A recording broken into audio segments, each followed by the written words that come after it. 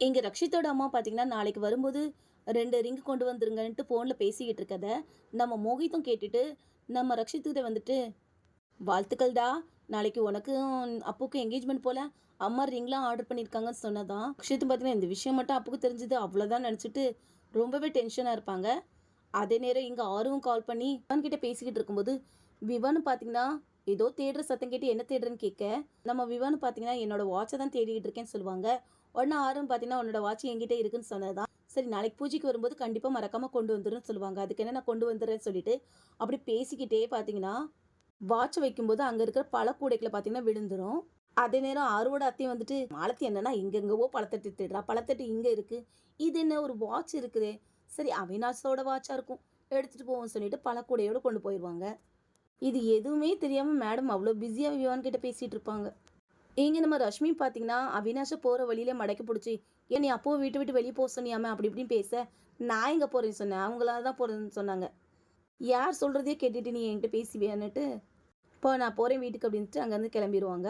அதே நேரம் இங்க ரக்ஷித்தும் பார்த்தீங்கன்னா, இந்த விஷயத்த எப்படியாவது அப்புகிட்ட சொல்லணும்னு நினைப்பாங்க. அப்புவும் பார்த்தீங்கன்னா, நல்லா தூங்கிட்டு இருக்கிறதுனால கால் அட்டெண்ட் பண்ண மாட்டாங்க. இருக்கவே இருக்காங்களே அவங்க பார்ட்னர், அதாவது அவங்க மாமியார்.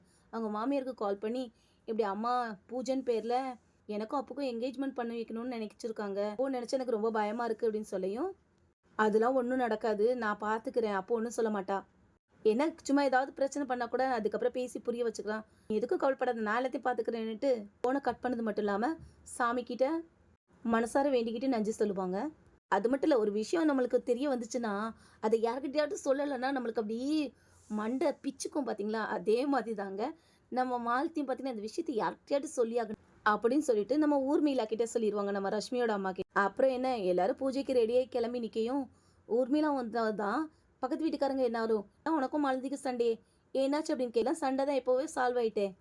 எனக்கு என்ன என் பொண்ணுக்கு எந்த ஒரு பிரச்சனையும் வரக்கூடாதுன்னு நினைச்சேன். அந்த பிரச்சனை தான் இனிமே இருக்க போறது இல்லையே" அப்படின்னு சொன்னது. "என்ன சொல்ற?" அப்படின்னு கேட்டதா, இன்னைக்கு அப்புக்கும் ரக்ஷித்துக்கும் என்கேஜ்மெண்ட்னுட்டு எல்லார்கிட்டயும் போட்டு உடைச்சிருவாங்க. அப்பவும் பார்த்து மாலத்தி வந்துட்டு, "அதானே நான் தான் சர்ப்ரைஸ்ன்னு சொன்னேன்ல. அதுக்கப்புறம் ஏன் எல்லாத்தையும் போட்டு உடைச்சது மட்டும் இல்லாம மத்த எல்லார்கிட்டயும் மாலத்தியும் பார்த்தீங்கன்னா, இந்த விஷயத்த ரக்ஷித்தோட அம்மா என்கிட்ட சொல்லல. ரக்ஷித் தான் என்கிட்ட சொன்னாங்க. ஏன்னா நான் அவன் ஃப்ரெண்ட் இல்லையா? அதனால பூஜையில அவங்க என்கேஜ்மெண்ட் பத்தி பேசுவாங்க. எல்லாரும் தெரிஞ்ச மாதிரி காட்டிக்க கூடாது. இப்பதான் தெரியுற மாதிரி முகத்த வச்சுக்கணும். எப்படி முகத்த வச்சுக்குவீங்க? காமிங்கன்னு" சொன்னா, ஆளுக்கு ஒவ்வொரு போஸ் குடுப்பாங்க பாருங்க. செம்மையா இருக்கும். அப்போ வந்துட்டு என்ன பேசுறீங்க அப்படின்னு கேட்டதான், எல்லாருமே பார்த்தீங்கன்னா திரு திருன்னு முழிக்க ஆரம்பிச்சுருவோம். நமக்கு தெரியும். அப்போ ஒண்ணும் கேட்டுக்க மாட்டான்னு. ஏன்னா நாம தான் பிரில்லியன்ட் ஆச்சே என்ன? கரெக்ட் தானே? அப்புறம் மறக்காம நம்ம சேனல சப்ஸ்கிரைப் பண்ணிக்கங்கங்க. உங்க சப்போர்ட் எனக்கு தேவை.